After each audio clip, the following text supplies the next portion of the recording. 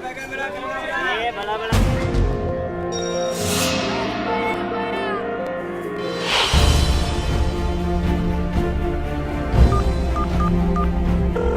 नमस्कार, women helpline में आपका स्वागत है। हम आपकी क्या सहायता कर सकते हैं? हेलो मैम, मैं रेणुका बोल रही हूँ। एक लड़का एसिड लेके मेरा पीछा कर रहा है।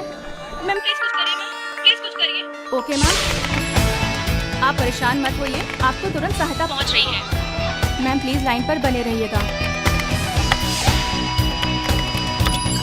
मैंने आपकी लोकेशन को ट्रैक कर लिया है।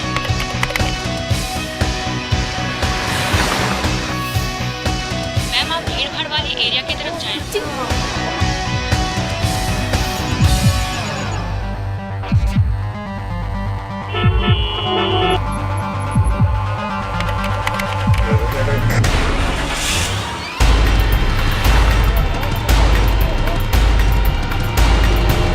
आप घबराइए नहीं, उस लड़के से उचित दूरी बना के रखिएगा।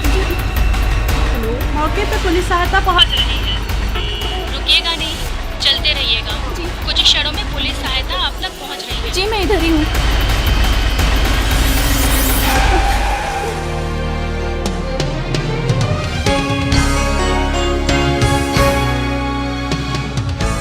विमेन पावर लाइन 1090, नारी सुरक्षा की ओर बढ़ते कदम।